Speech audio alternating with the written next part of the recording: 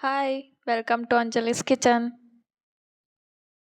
ಈರುಳ್ಳಿ, ಟೊಮ್ಯಾಟೊ, ಮಸಾಲೆ, ಗೋಡಂಬಿ, ಎಣ್ಣೆ, ಒಂದು ಪಾತ್ರೆಗೆ ಸ್ವಲ್ಪ ನೀರು ಹಾಕ್ಕೊಂಡು ಕಟ್ ಮಾಡಿರೋ ಒಂದು ಈರುಳ್ಳಿ ಹಾಕ್ಕೊಂಡು ಆಮೇಲೆ ಸ್ವಲ್ಪ ಗೋಡಂಬಿನ ಹಾಕ್ಕೊಳ್ಬೇಕು. ಚೆನ್ನಾಗಿ ಇದನ್ನು ಬೇಯಿಸ್ಕೊಳ್ಬೇಕು ಒಂದು 5 ನಿಮಿಷ. ನೋಡಿ ಈ ಥರ ಬೇಯಿಸ್ಕೊಳ್ಬೇಕು.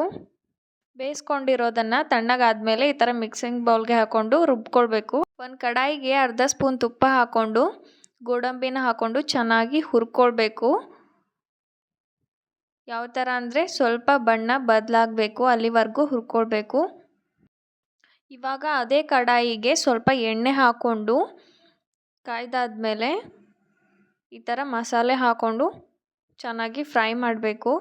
ಇವಾಗ ಸ್ವಲ್ಪ ಈರುಳ್ಳಿ ಹಾಕ್ಕೊಂಡು ಅದನ್ನು ಚೆನ್ನಾಗಿ ಫ್ರೈ ಮಾಡಬೇಕು. ನೋಡಿ ಈ ಥರ ಫ್ರೈ ಆದರೆ ಸಾಕು. ಸ್ವಲ್ಪ ಟೊಮ್ಯಾಟೊ ಹಾಕೋತಿದ್ದೀನಿ, ಇದನ್ನು ಚೆನ್ನಾಗಿ ಫ್ರೈ ಮಾಡ್ಕೊಳ್ಬೇಕು. ನೋಡಿ ಈ ಥರ ಹಸಿ ವಾಸನೆ ಎಲ್ಲ ಹೋಗಿರಬೇಕು. ಫ್ರೈ ಮಾಡಿಕೊಂಡು ತಣ್ಣಗಾದ್ಮೇಲೆ ಮಿಕ್ಸರ್ಗೆ ಹಾಕ್ಕೊಂಡು ಚೆನ್ನಾಗಿ ರುಬ್ಕೊಳ್ಬೇಕು. ಅದೇ ಬಾಳ್ಗೆಗೆ ಸ್ವಲ್ಪ ಎಣ್ಣೆ ಹಾಕ್ಕೊಂಡು ಅಚ್ಚ ಖಾರದ ಪುಡಿ, ಅರಿಶಿನ, ಧನಿಯಾ ಪೌಡರ್, ಸ್ವಲ್ಪ ಉಪ್ಪನ್ನು ಹಾಕ್ಕೊಂಡು ಫ್ರೈ ಮಾಡ್ಕೊಳ್ಬೇಕು. ಗ್ಯಾಸ್ನ ಲೋ ಫ್ಲೇಮಲ್ಲಿ ಇಟ್ಕೊಂಡು ಮಾಡ್ಕೊಳ್ಳಿ, ಇಲ್ಲಾಂದರೆ ಸೀದೋಗುತ್ತೆ.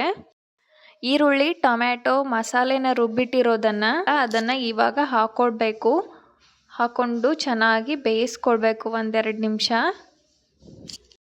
ಮತ್ತು ಇವಾಗ ರುಬ್ಬಿಟ್ಟಿರೋ ಗೋಡಂಬಿನ ಹಾಕ್ಕೊಂಡು ಅದನ್ನು ಚೆನ್ನಾಗಿ ಮಿಕ್ಸ್ ಮಾಡಿ 1-2 ನಿಮಿಷ ಬೇಯಿಸ್ಕೊಳ್ಬೇಕು. ಸ್ವಲ್ಪ ಗಟ್ಟಿ ಆದರೆ ಇವಾಗಲೇ ನೀರು ಹಾಕ್ಕೊಳ್ಳಿ. ಇದನ್ನು 2 ನಿಮಿಷ ಮುಚ್ಚಳ ಮುಚ್ಚಿಟ್ಟು ಬೇಯಿಸ್ಕೊಳ್ಬೇಕು.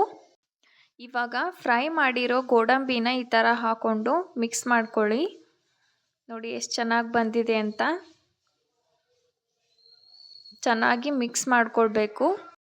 ನೀವು ಟ್ರೈ ಮಾಡಿ. ಇನ್ನೂ ಯಾರು ನನ್ನ ಚಾನಲ್ನ ಸಬ್ಸ್ಕ್ರೈಬ್ ಮಾಡಿಲ್ಲ, ಸಬ್ಸ್ಕ್ರೈಬ್ ಮಾಡಿ.